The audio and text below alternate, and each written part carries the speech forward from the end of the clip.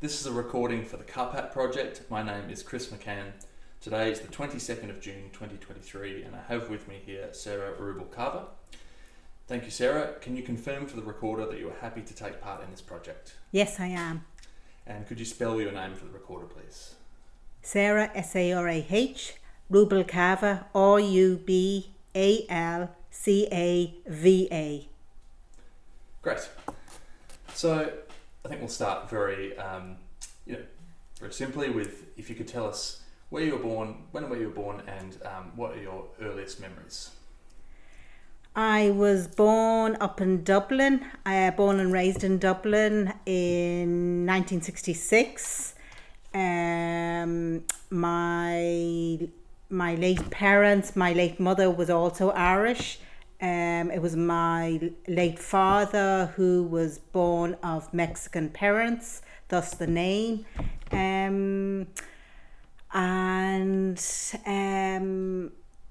We were born and raised, myself and my siblings, bar the eldest one, in just outside Shankill, South County Dublin, in a very rural part of Dublin, most beautiful place, fields and forests and a small mountain right beside us, so that was our playground. And obviously you're working in nature these days, to skip ahead slightly, but you're working with nature these days. Did that early upbringing and amongst nature influence you in any way? 100%. It was quite funny. I was just as part of my new job, literally a week or two ago, I was climbing over a farm gate, which I did many times as a young kid living beside a field, and I said, well, at least that's one childhood skill I learned. So yeah, I think living and growing up surrounded by nature, I think, was my foundation for my lifelong career. I think it was my late mother who gave me my first book on wildflowers at a very tender young age of 7 or 8 or 9. So that's my passion, wildflowers, though I love all nature. And when you were a child, were you what would a typical day out in nature be like? I think just playing in the fields, playing havoc with the local farmers' haystacks, going, disappearing into the woods, coming back at lunch or maybe later in the day. I think it was just exploring, blackberry picking, elderberry picking, playing and messing with siblings and a few local friends. And what about school? What was school like? School was okay. I'm glad I finished. We were carrying on a tradition from my late mother. She was a Loreto girl. I think her mum was a Loreto girl. So we went to Loreto, and my late father was a university lecturer in UCD. So we went to Loreto Fox Rock, so that was quite convenient on the way into work. So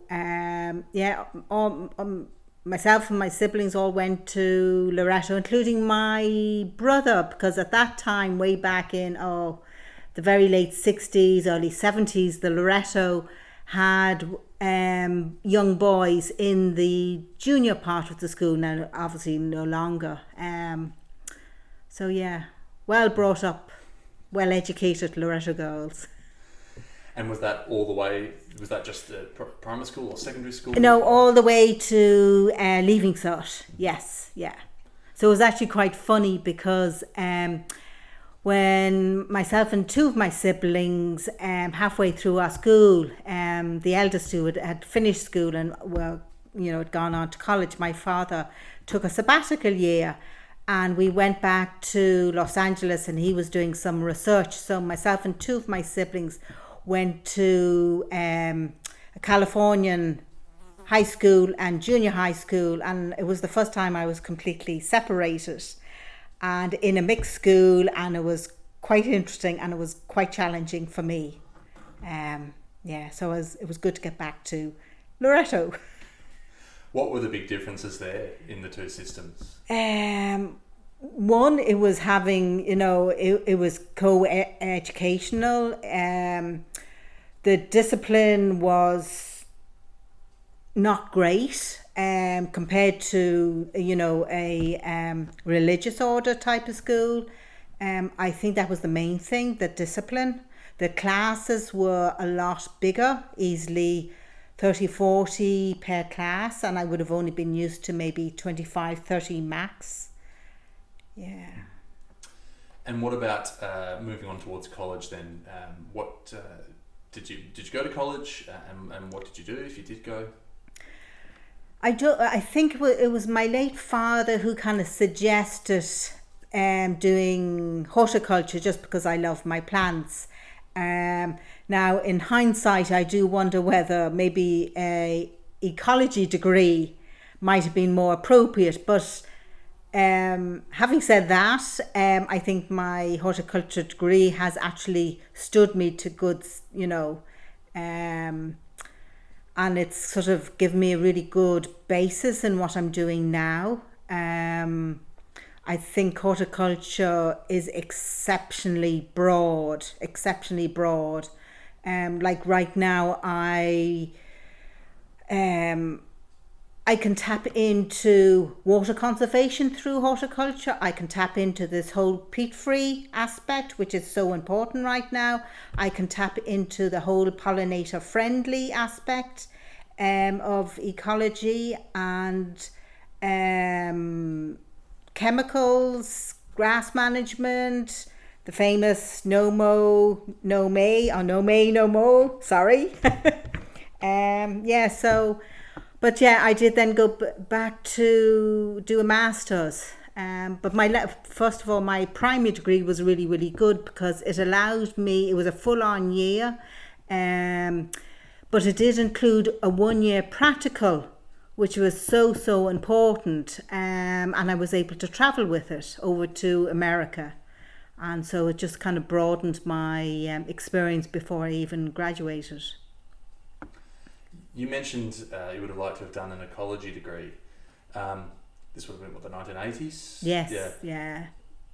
Was there the same understanding perhaps now that we have on that kind of concept of ecology or biodiversity? Would it have been... Was there such a thing as an ecology degree in the way we maybe understand it now? Am I reading too much into that? Or I think there were sort of, I don't know because I can't really remember. I'm sure there was some sort of ecology degree, but I'd say it would have been a huge struggle to get permanent employment.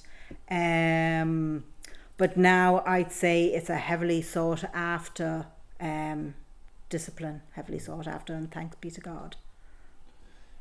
And then coming out of college, you mentioned the employment there. Was it easy to find employment with a horticulture degree? It was very, I kind of went into very much, because my passion is plants. I went into the garden centre sector, so I was able to help people, design and plant up their gardens. I would, also did a bit of teaching, and so I kind of developed that angle and was able to work abroad too. What did you learn abroad maybe has anything that you've learned abroad helped you with the sort of Irish biosphere or?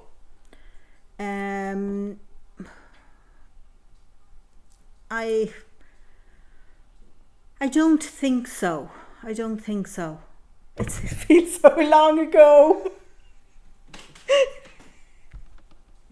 I'm kind of, I'm going to be 57 next year, and I graduated 35, nearly 40 years ago, so, and the old grey cells aren't working too well. But anyway, no, I think like anybody who has reached, into their 40s or into their 50s, I think it's just amassed so much information and skills and experience over the years from working. You also mentioned the culture of peat yes. and turf use here. What were the attitudes like towards that earlier in your career, towards peat and turf? I think when I was finishing, it wasn't on the agenda at all. I think in the horticultural world, and we are still just in the horticultural world, there are people still grappling with the whole idea. It's most probably slightly further ahead in the UK, that whole going peat free. Now, I think it's going to be very much community led, because the amateur gardener has very much taken on the peat free, and most probably through various community projects raising awareness. The Irish Peatland Conservation Council, they're doing amazing work. All the various tidy town groups, they have gone peat free. I think possibly it's much easier. I can understand the huge struggles that maybe the professional gardeners, because it is peat compost is it's an excellent medium, but on the flip side, it's one of the best ways that Ireland can really tackle the whole carbon crisis.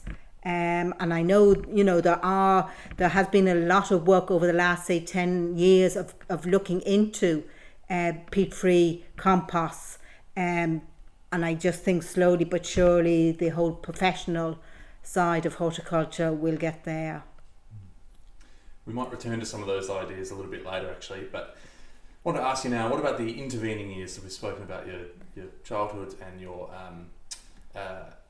sort of young adulthood. What about moving down to this part of the country? When did that happen? I moved down here in very late 2014. This is actually my partner's house. So I have a house a bit closer to Tinnahealy. And I did debate whether I should do this interview here, because it's a really, really old farmhouse. And Redbog is it actually used to be a much bigger community. And my house was an old farmhouse, and you can still sort of see, the pig feeding troughs, which are now planted up with pollinator friendly plants, of course. And the old pigsty out the back, and you can sort of see the remains of a chimney, where I think they actually cooked the pig food. But anyway, I bought this house sort of mid 2014. I got some inheritance, and I was at the time living with my late mum, and I really wanted to buy my own place. And it was the first place that I saw. I'd been sort of, Googling daft.ie. I saw this place. I got in touch with the local estate agent, and there was 2 other places he was going to show me. And coming to this house, I wasn't even inside the house, and I just fell for it. And it was the first house, the first property that I saw, and bought it, and I've never looked back. Though, and then I met my partner 4 years ago, and moved in with him. What was it that attracted you to this wider area? Obviously a bit further west of your own place, but this wide area, what attracted you to move down here? I think it was, I suppose, by accident, and obviously slightly, budget led. I only had so much in my budget to spend, and because I had grown up surrounded by fields and forests, living beside, having a field beside me with cows was, back to my childhood. So that did not bother me. Living, where I grew up, I was 2.5 miles from the nearest bus stop. So being slightly remote didn't bother me. And I kind of liked the peace and quiet. So I think and having mountains, I lived, on very kind of high ground in Dublin. So being very close to the South Wicklows was really, really nice. And all the walkways was really, really nice. So, and this house was within my budget. And though I didn't expect, because my house, although it's a County Wicklow address, it's actually just within County Carlow. So in a funny way, social welfare, I have to go to Archaeological when I was on social welfare. Politically, I'm County Carlow. Religiously, I'm County Carlow. And it was the same with my mum and dad where we grew up. We were very close to the Dublin-Wicklow border. And religiously we were County Wicklow, but politically we were County Dublin. But I think a lot of counties, people living near a county, they often sort of have that same experience. Can you perhaps describe for me what it was like when you moved down? What was the community like? How did you sort of get used to living down here? And what was your experience of moving? I moved down in the middle of November, and before I moved down, I kind of did a bit of a Google search on Tinahely, and I don't know if you know, they have a really, really good website, tinahely.ie. You're aware of the huge work done by Tinahely Community Projects, absolutely fabulous. They have actually been so supportive of me. So I knew there was a walking club.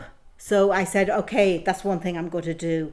And then I knew when I moved down I wasn't working, so I knew I thought I would sort of dip into volunteering, and I got in touch with the St. Vincent de Paul shop in Tinahely, and I kind of volunteered. And I think I also got in touch with the local tidy towns. So yeah, I just knew I had to jump in and make contact. But within the first few weeks of moving in, and I will always remember, because you hear some stories where communities can be quite closed, but within the first 2-3 weeks, I had the 3 patriarchs of 3 families saying, Sarah, they came over, they said, Sarah, we will leave you alone, but if you need anything, just give us a shout. And that made me feel so welcomed, but also so safe. I was living on my own as a sort of single woman. So bless the community of Redbog. Yeah. Is that sort of community spirit something that's needed down in these parts, perhaps? Maybe different to, say, Dublin, where there's people everywhere. Oh, I think the community spirit is needed in Dublin. I think the countryside has it. 100%, yeah. What changes have you seen in the 9 years since you moved down? It seems like a short time, but also a lot has happened. There's COVID, and there's been various things. I remember a very hot summer in 2018, things like that. So what are the changes that you've seen in this area in the 9 years that you've been down here? What kind of changes to? Have there been any changes? I'm sure there has. I think maybe I need to get out more. To tell you this, I'm sure there have, but sorry, now I'm struggling. No, that's okay. Yeah. Perhaps that's a reflection then of a kind of continuity. Yes. Yeah. What about your current work? Perhaps can you tell me about what you do and how you arrived at your current work? Okay. Well, up till late last year, I was self-employed. Now, when I first moved down here in 2014, I did manage to secure a part-time job in a local garden centre. I kind of went back to my foundation. But within a couple of years, I knew, because I had already done a master's back in, 10 years before that. So I knew I needed to progress professionally and personally and everything. So I decided to go self-employed, and this was my second time being self-employed. So I started just doing a lot of consultancy work, mainly with county councils around biodiversity. I think at that time there was the big movement towards supporting and training community groups around biodiversity, around the All Ireland Pollinator Plan. So with my horticultural background, I was able to kind of secure work. But also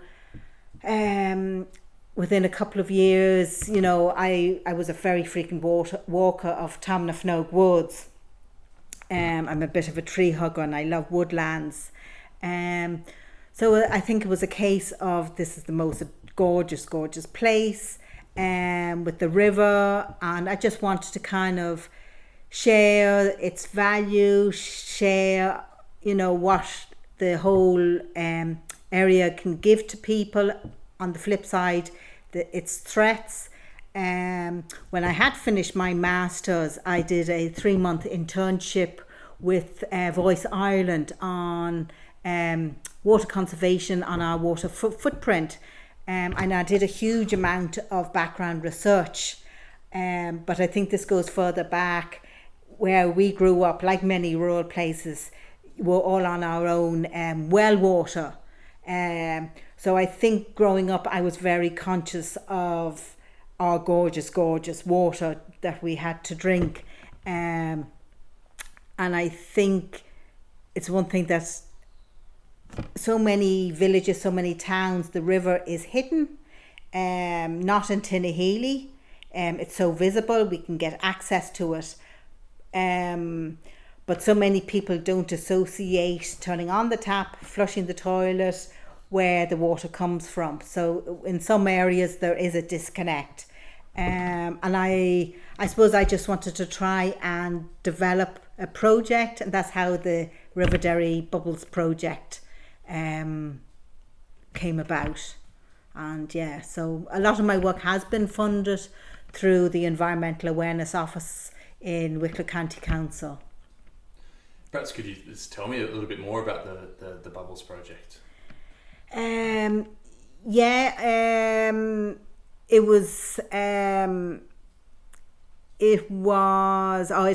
is. I'm not. It's sort of not quite. It's sort of in the background, and now I'm sort of first of all, I kind of got funding to bring it to one of the local schools, the Kilcommon National School, and now that was in 2018, and we had a huge amount of fun. They learnt about sort of the biodiversity of water, trees, the water cycle. And we also went to the local Tinnahealy Recycling Centre just to make the link between litter, pollution in the rivers, marine litter going out into the ocean. Then we also had a really interesting sort of workshop on food and water, just simply looking at how much food goes into food production, the embedded water that is in imported food. And then I was working very closely with an artist, Maeve Hunt, who lives down in Carnew. So we were also able to do a lot of sort of kind of arty projects, and she helped the kids to develop a really nice nature diary using recycled products, sticks and then leaves, and then each kid would do drawings or recordings of what they learnt on the day, or observations, and they kind of carried the whole diary through the whole year because it was a year-long project. We also, took the kids on little local walks through Tinnahealy, looking at the various aspects, getting them to think about, what shop is using water, like the hairdresser or the hotel, how is that using water? And then, of course, right in the middle of Tinnahealy, there's the really, really old mill. So they got built heritage. And then we were able to walk along the railway walk, and the history of the railway, but now it's a kind of a really nice walking route. So yeah, it was really, really successful. And then we were able to, the teacher was brilliant, so she did a lot of extra work. I think this project helped her do extracurricular work, and they just did loads of paintings and drawings. And then at the end of the project, we had a little exhibition in Tinnahealy Library. So we were able to kind of involve more of the community. We were able to kind of raise awareness of the river, of the woods, through the kids' work. So with the success of that, I knew it had to get bigger, and I really wanted to kind of, stretch out to the other schools. And I was strongly advised this was a leader possible project. That comes with a lot of ifs, ands and buts and paperwork and tenders, etc., etc. But they really wanted me to do it because it was ticking, helping them to implement a project on water resources, which was one of the themes in the previous programmes. So Tinahely Community Project said, Sarah, the whole thing needed to go to tender because it was going to be 5 schools. The project, had a nice value. It went out to tender to 3 different possible winning tenderers. I was lucky enough to win the tender. Then COVID-19 kicked in. And that was exceptionally difficult because the project started, COVID, I think was that, COVID was 2020, and myself and Maeve were doing the project, the school year starting 2020, in September 2020, and finishing up in May 2021. So we had to rework parts of the project. So we were able to do parts of it through Zoom and Zoom into the classrooms. Each school had different sort of, criteria. Do we want Zoom coming into the classroom? There was obviously one term where all the kids were still at home, but we still wanted to keep them engaged. So myself and Maeve sort of developed some simple engaging worksheets that they received, and they were able to do nice engaging things at home, look at the water ingredients of various kitchen products, things like that, or go into your garden and describe the flowers or the trees, or do you see any birds, that type of thing, or because Tomanagh was within easy reach to most kids in the area, did you go walking in Tomanagh woods, what did you see, or things like that. Yeah, that's really interesting. I might pick up on that last point about Tomanagh woods and what you can see.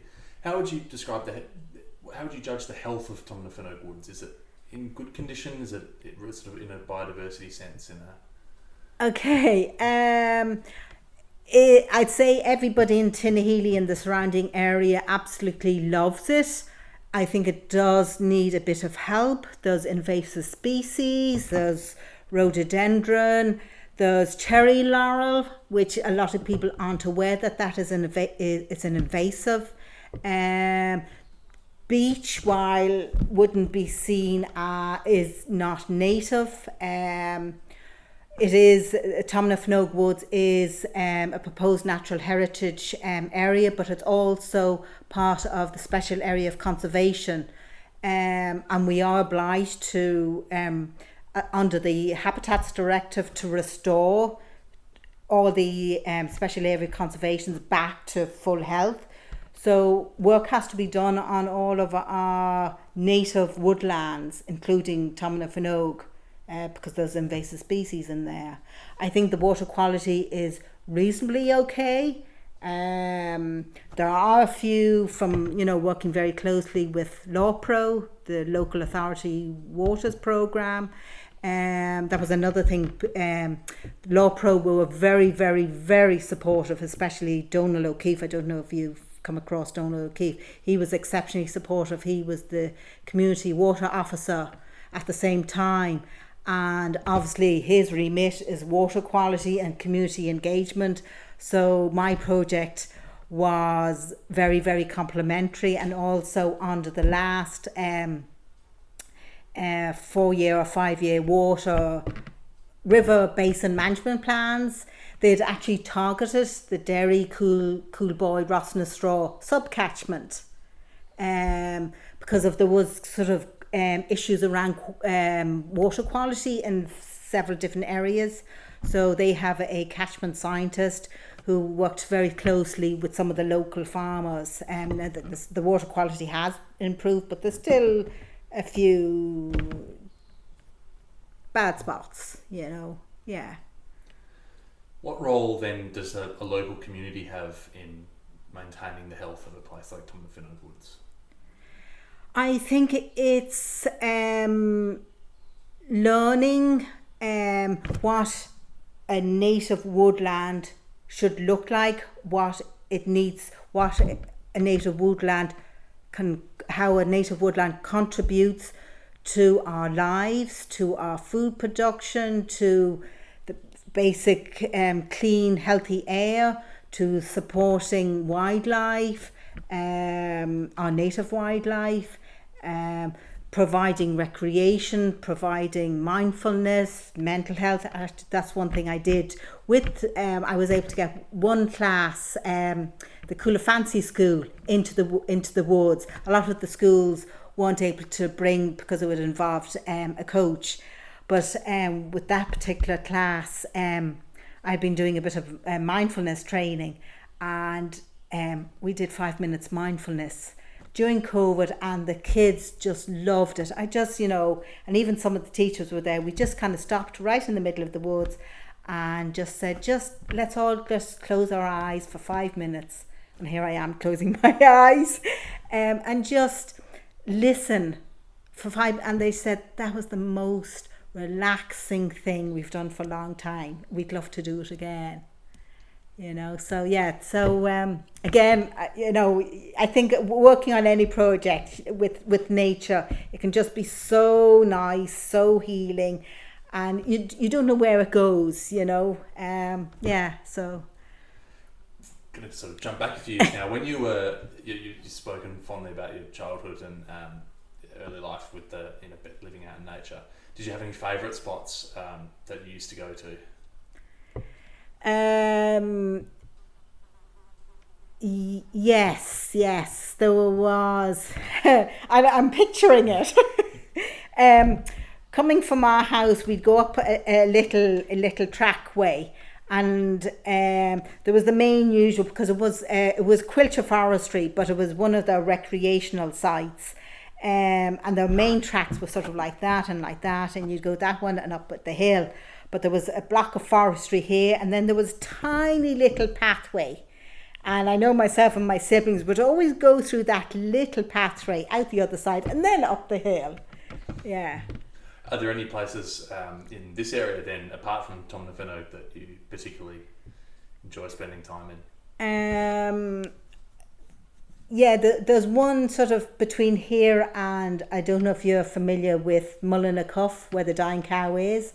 Well, on that road, it's I don't know whether it's Quilcher, but it is a conifer plantation, but the conifers are quite mature.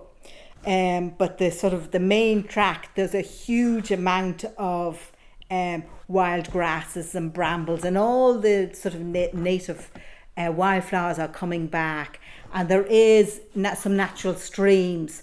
So the bees and the butterflies, it kind of, because it's a coniferous plantation, it does bring me back to where I grew up. I know it's not native, but I think, it is still supporting wildlife, and I think it just shows that if Quilcher does implement better practices, introduce more mixed conifers, mixed, a good sort of, edge, they can do it too. You mentioned earlier, and I think you answered a question there I had about, what government bodies like Quilcher could do. You mentioned earlier as well that built heritage as well. Would you have an interest in heritage in that sense? Well, I love visiting. Not professionally. I think, it was quite funny, because where I grew up, I'm always going back to where I grew up. I suppose it's your roots. The Quilcher Forestry was only there since maybe the 1940s, 1950s. Previous to that, it was actually farmland. So right in the middle of the Quilcher Forestry, you can still see the old stone farm, the old stone walls and the ditches. And sadly, some of those walls are kind of, not in great shape, but so it's, especially with, say, mills, you can sort of see the lovely interaction with, water, a natural resource, and our built heritage. And that's, my new job is with the Nore River Catchment Trust, obviously based on the River Nore. And one of the sort of pillars is built heritage. So I suppose it's all interconnected, but I think I just love my wildflowers and my, yeah. Do you have any particular favourite flowers then? Oh Lord, that's not fair. I think honeysuckle. I love honeysuckle. And there's a little flower. It's just starting to flower now, and it's purple. The common name is self-heal, and I think that name is just perfect. And it's a woodland indicator, but it also kind of grows on sort of dry heathland. I also love, there's a tiny little blue flower called the milkwort, and it's generally blue with a tiny little white eye, tiny little leaves. Again, it's sort of dry heathland type, and it's, if ever there was a fairy flower, that would be one. Yeah, I love hawthorn. Hawthorn is I think my top favourite. Again, I think it grows. It's from my childhood. It was in the hedgerows. We would going from the house down to the public road. We'd go down the laneway, and there was a standalone hawthorn. And just every year, I suppose I grew up with it. It would just in May, just crown of white. And now, as you can see, my partner was surrounded by honey buckets. So hawthorn is one of the main foods for honeybees. And I just actually learned there the other day all the shield bugs. I'm giving you a lesson now on the shield bugs. I think there's about 20 or 30 different species. And I think Biodiversity Ireland have just released one of the identification swatches on how to identify the shield bugs. And there's a specific one, the hawthorn shield bug. Yeah. You mentioned there the lone hawthorn standing in the field. Were the folk beliefs surrounding that sort of tree, was that strong when you were young at all? No, and that might be because we lived in Dublin. I was just very, very proactive from an early age when the hedge cutter came along. Yeah, and it was one of the local farmers up there, a bit of a so-and-so, bit odd, I can say that because no one around here is going to know him. Very complicated, very difficult, and so was his father. But every so often he would lay the hedge, which is, I don't know if you're familiar with laying of the hedges, is the most fabulous traditional skill maintained, because a hedge, it's a man-made feature. Hedges need management, but this constant yearly or twice yearly hard cutting is just detrimental to carbon storage, landscape quality. Everybody, there's so many small little cottage industries relying on all the berries, the rose hips, the elder, I could offer you some elderflower cordial, stock-proof barrier for cattle, shelter for birds, nesting for birds. The bats and the owls use hedgerows for, to kind of travel along. Yeah. Are there any particular beliefs associated with other plants or animals that you know of? Sort of folklore. Yeah, so with the hawthorn or the whitethorn, not cutting that down, that sort of thing. Is there anything else that you might know of? Well, I can only think of maybe the willow and water divining. Could you tell me more about that? Oh, right, okay. Funny because my parents had to dig a well when they bought our family home in 1963 or 1962. We were very reliant on the wells in the back field. So my mother had, several kids under the age of 7 or 8, relying on well water to wash thousands of nappies. I'm slightly exaggerating here. So we finally got around to, my parents finally got around to digging a well, and we got in a water diviner. Now I don't know because I was only 2 or 3. I can't remember whether he used ash or willow, because I think ash can also be used.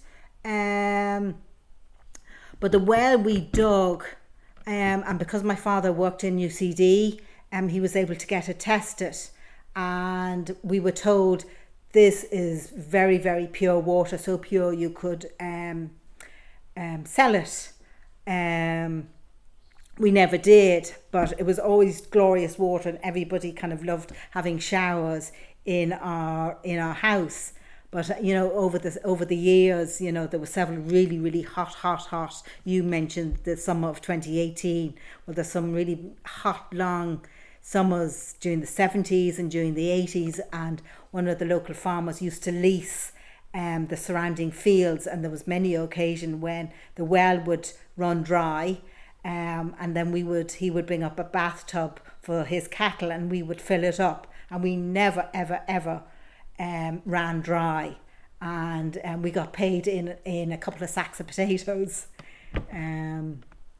So yeah, I think this is my while I might rant and rave about wildflowers, I do have a huge appreciation of water, and I think it's just from my background, from my childhood. It's the well running dry, and I think a sibling through, we had those old Guinness barrels, we would have some of those collecting rainwater. I'm sure you've heard we need to go back to what our parents used to do, rainwater harvesting, composting, recycling of clothes. I was the youngest in my family, so I got hand-me-downs. So recycling isn't a new thing. It's what our parents and our grandparents did. Do you know what the water diviner actually did to the water? What would he have done with the willow or the ash? Now, I don't know exactly what he did, but from hearing what diviners do, I think literally they just walk around with a rod of willow, and quite I used to dabble in basketry, so the rods were the stems you weave with. So I think they just wander around, and I think when the willow rod vibrates, I don't know whether it goes left to right or up and down, and it can be quite noticeable, and that's where the water is. Whether it's some sort of magnetic force, I don't know. Yeah. Fascinating. Yeah. Sort of a similar question that spawned that about asking about the hawthorn is the sort of the farming and sustainable farming, and it's been in the news lately about rewilding for farms. What role do farmers have in a sustainable ecological future, particularly in an area like this? I think they're key. They are key. They manage the vast proportion. I don't know what the percentage is. It's something like 60-70% of Irish land cover. So they have a major role. I think it's so utterly right that they are supported as much as possible, supported from proper advice, financially supported.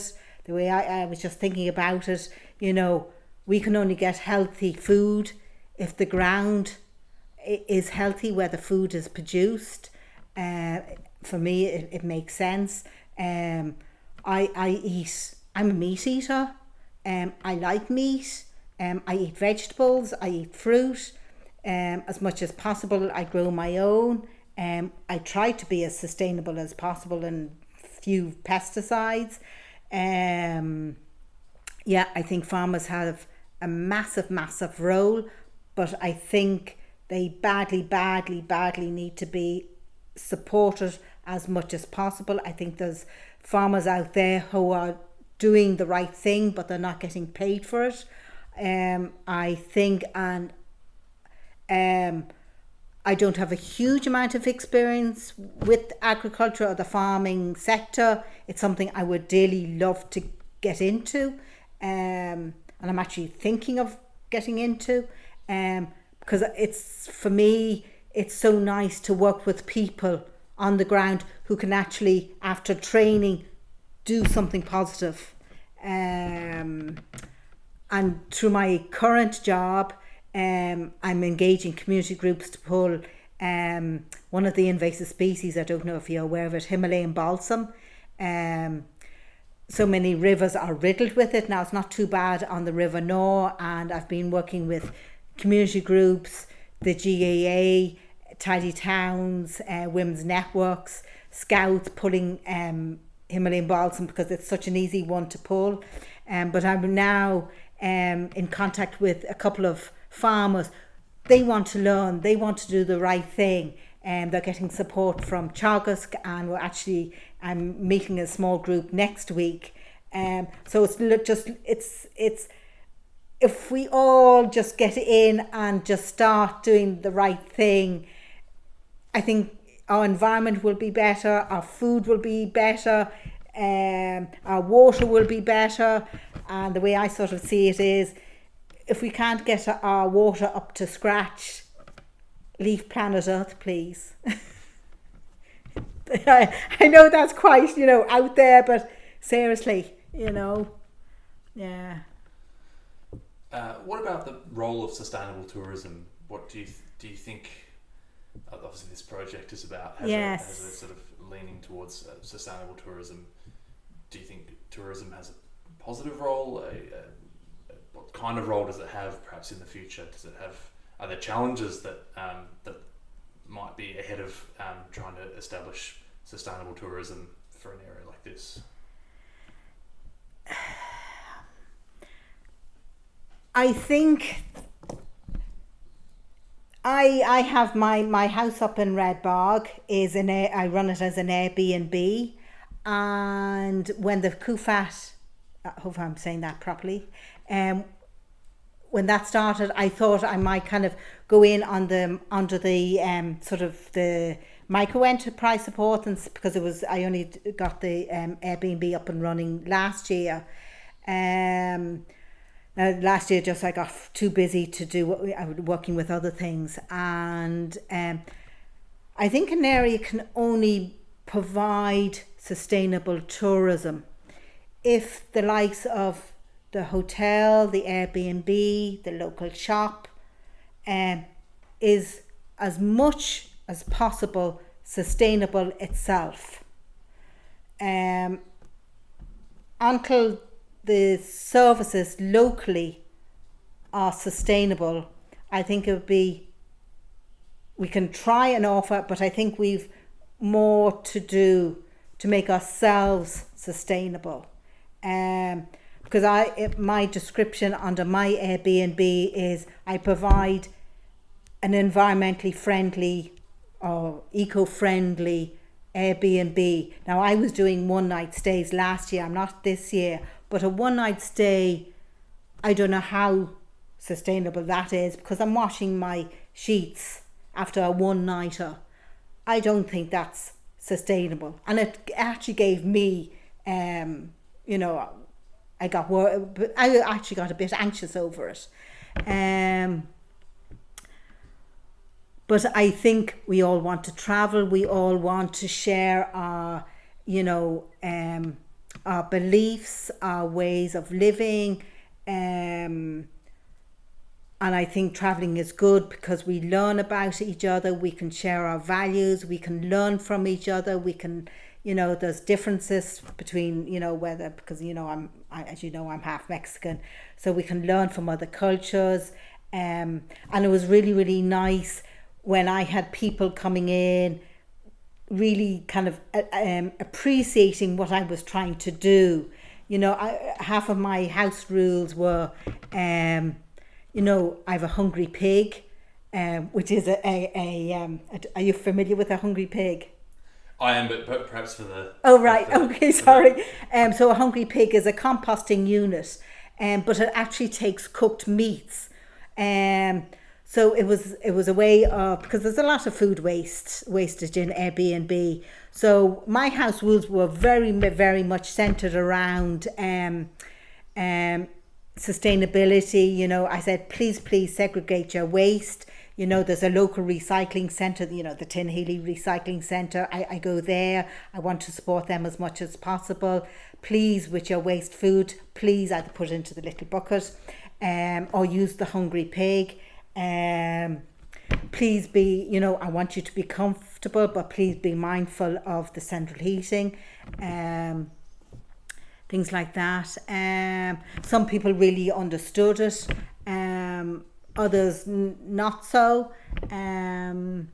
So yeah, I think Tinhealy or the local area has to do its utmost to be as sustainable as possible, to provide sustainable tourism. That's how I feel. I actually think I might have written it on one of those. Was it on one of the days?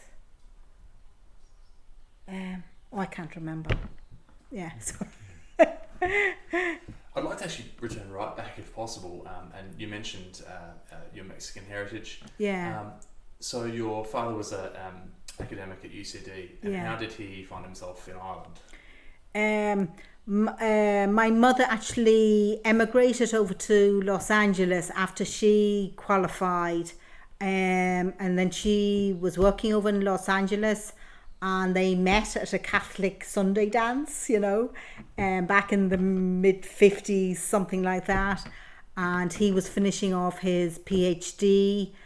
And then he started looking for work. And I think there was a strong pull for her to return home.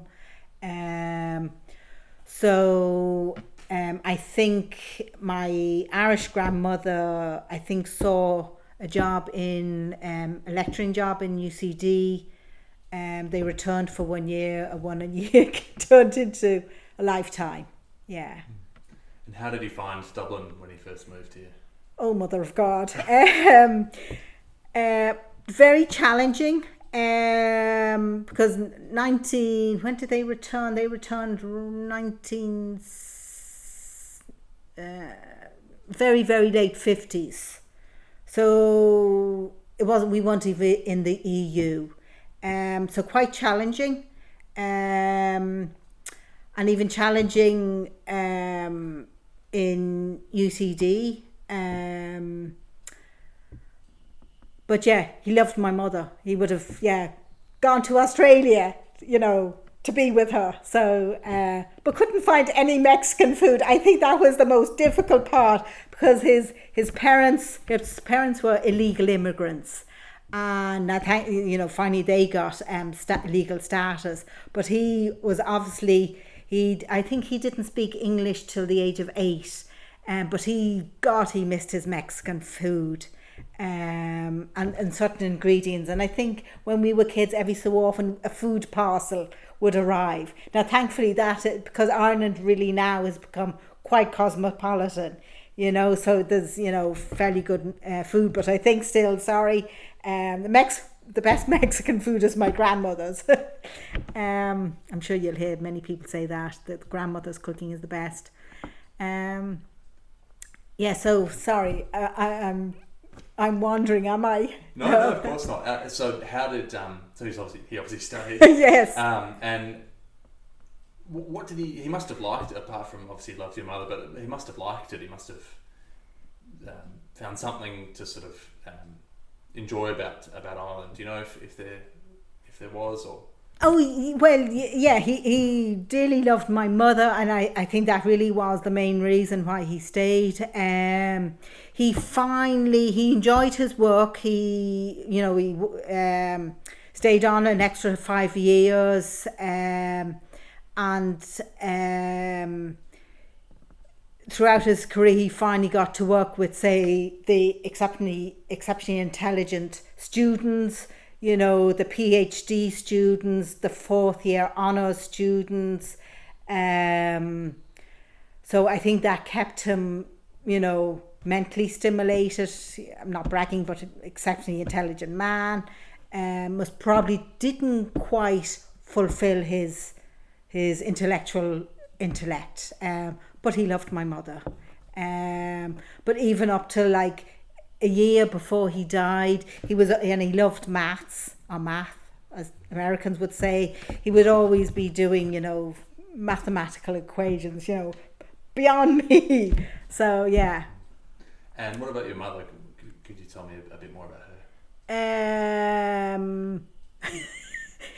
her? She was exceptionally talented. Grew up in Dunleary with her siblings. Very, very good mother. Very, very, very independent. Exceptionally artistic. Provided, both our parents provided for us. After, she started working in the Iron Hospital, I think working with kids in Crumlin Hospital on sort of squints and eyesight. But then when she retired, she had another artistic craft career up till the year or two before she died. Very successful, doing that.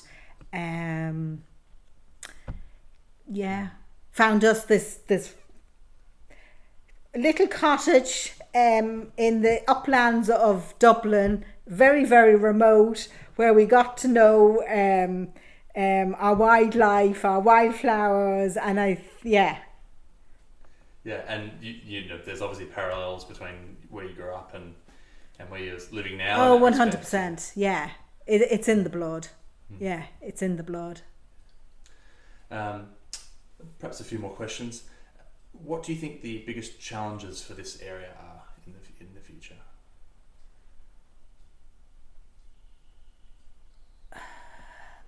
As in West Wicklow, Southwest Wicklow, even sort of East Carlow. I think it's as much as I love them, and I'm sure. I think it's not original. I think maybe Wicklow is 2 counties. I don't know whether we need another county that encompasses East Carlow and West Wicklow. I think it's a very, very special area. We have so much going for it. We are close to the mountains. We're within an hour and a half of Rosslare. Not a million miles from Kilkenny City. I rarely go up to Dublin. I think it has a huge amount to offer. But sorry, can you the challenges for the area? The challenges.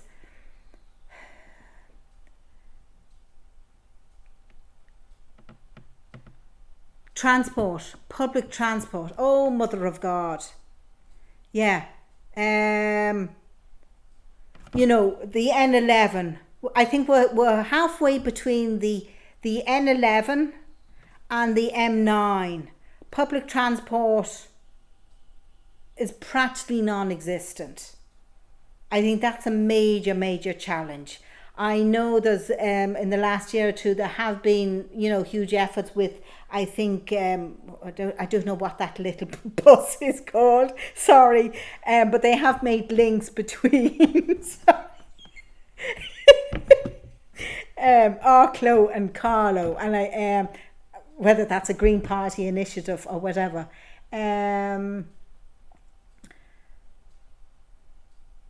I think it could be, it's a potentially a massive tourist hub, but I think we have to manage that very, very, very carefully. There's also a very strong tradition here. There's a lot of families who have been here for many generations, and their values have to be respected. There's also, like, when I moved in, I very quickly heard that a lot of people coming down from Dublin had moved in. So I suspect, most probably my values would be different. And I suppose it's honouring and respecting most probably quite diverse values. As we kind of, and I think this area is going to grow. I hope it does grow. Though whether we need to physically grow, I would be concerned. I think we have to grow in another sort of way. When I moved here, biodiversity was still quite new, and I introduced that to the community. I still see that theme, that issue, which we are so totally and utterly dependent on, we still have a long way to go to really and utterly embrace that. Utterly, we badly need to embrace that. That's how, because without it, we're gone. And maybe sometimes I have been a bit outspoken. I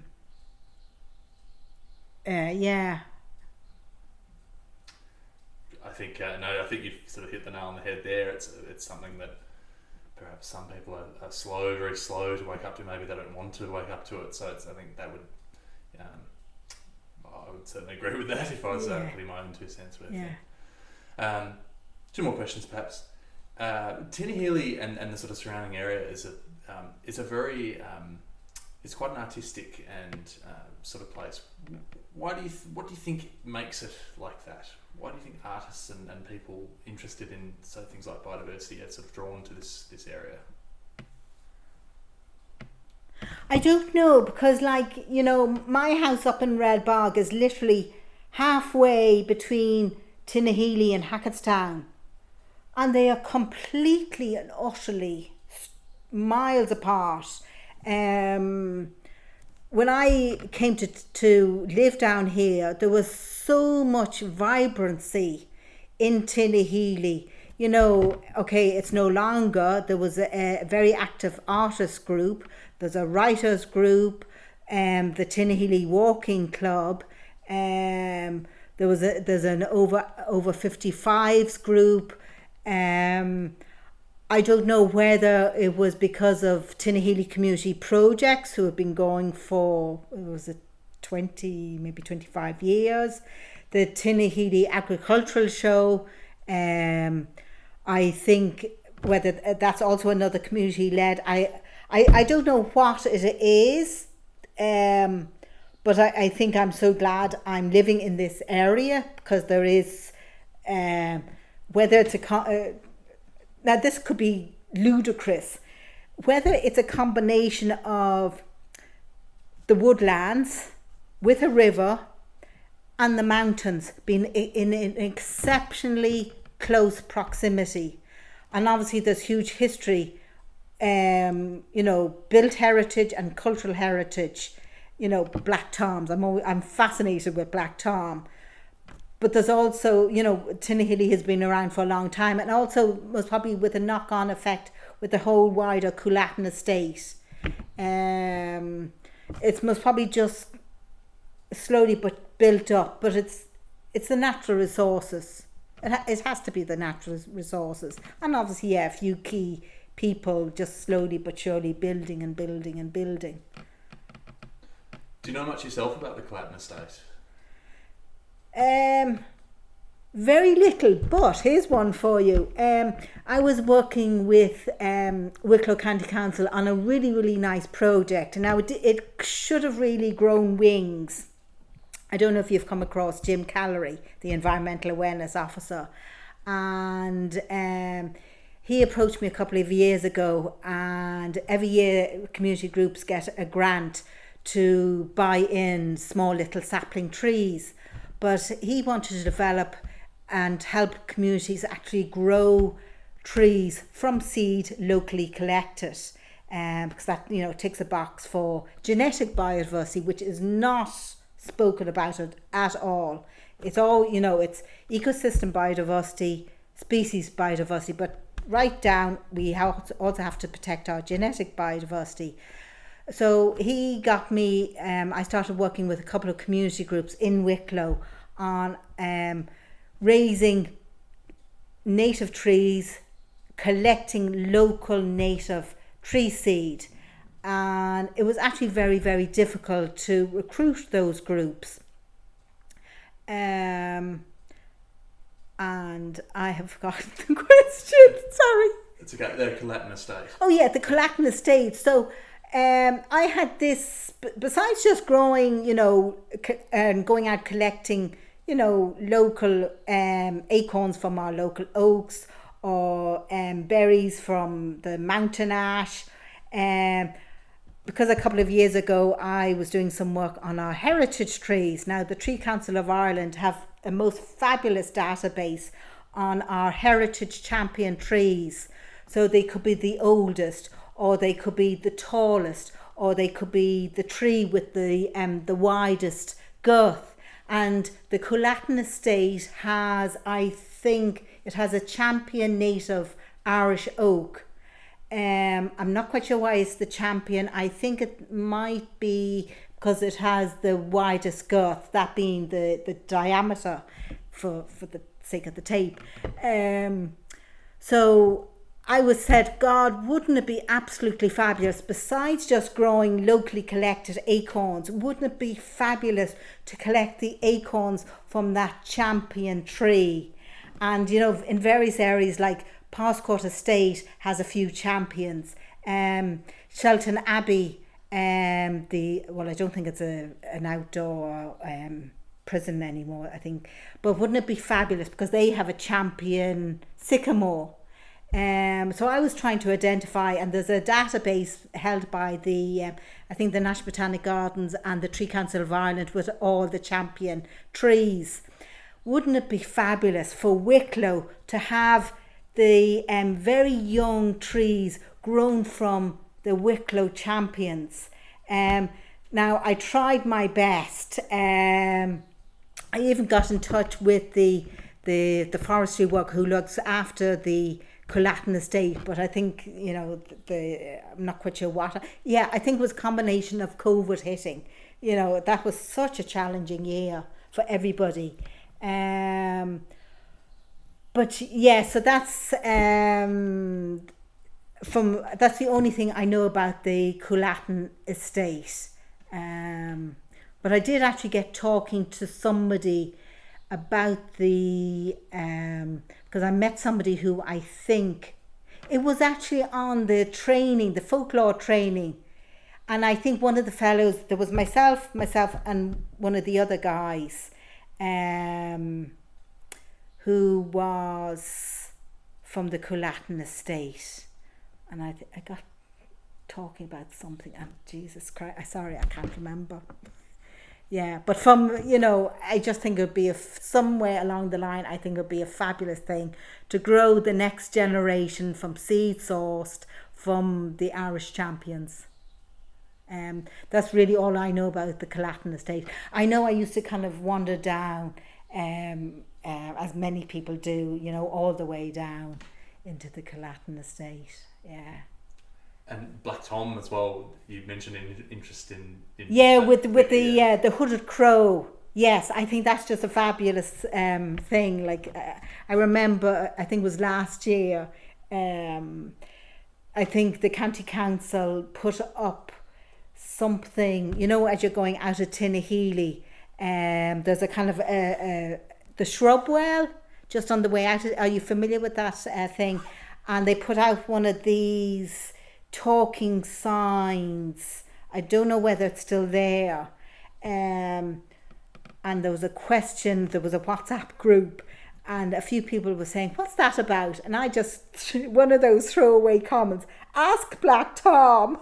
Because I always associate Black Tom with that area, and obviously Black Tom's pub. But I have this vision of him, you know, on his horse, you know, going backwards and forwards between Tomnafanogue and obviously Black Tom's pub, causing mischief, you know, saying, hiding in the bushes, saying things. Yeah. Before I ask the last question that I ask everyone, is there anything that we haven't spoken about so far that you'd like to discuss? I don't think so. I can't think of anything. It's a very, very I think it's a hidden gem. It's a hidden gem, south. I always get my lefts and my rights mixed up. So southwest, Wicklow. It's a hidden gem, but I think it's a gem. Glendalough is, you know, it's gone too popular. Too popular. I can understand why, but I sometimes think maybe this is sort of, do we need to explore and visit everything? Do we need to know everything? Can we not keep a bit of mystery in there, please, you know? Yeah. Very good point. So the last question I'll ask then is, and you might take your time to think about this, or it might come immediately to mind, but the last question I always ask everyone is, what does it mean to you to live in this area? South Wicklow, East Carlo. I will go back to when you were asking me about when I moved to Red Bog. It was the opening, very, very warm welcome, and I felt exceptionally safe living in Red Bog. I'd recently come out of a very, very, very difficult relationship, and it was a new beginning. And yeah, I will never forget the 3 neighbours who came up to my door and they welcomed me and they said, Sarah, if you need anything, let us know. That, yeah. I think that's, yeah. And also I should maybe flag my late aunt who never married. If it wasn't for her inheritance, I wouldn't have my house in Red Bog. It's a very special house. Everybody, you know, I think some of my neighbours, like, they've lived in the area. Maybe I should have done the interview up in that house. They said this was a house where the community used to go to. We'd play cards. Oh God, the one neighbour said, I haven't been in here in 30 years because he dropped by, you know, last year. And come on in. It's a community house, and that's why while some neighbours aren't too happy with the fact that I am doing Airbnb, I can totally understand. I would absolutely hate to be looking for a rental, absolutely hate. But I think tourism, if done really, really well, can be wonderful. It's lovely meeting people, absolutely lovely. I think, you know, Ireland is a fabulous place. Wicklow is a fabulous place. I think this area has so much to offer, but it needs to be, that specialness needs to be protected. And that specialness could be its biodiversity, its natural resources. We need to protect that. Yeah. Great. Well, thank you very much, Sarah. I hope you've enjoyed the interview, and thank you for taking part in the project with us. Yeah, thank you. Thank you very much.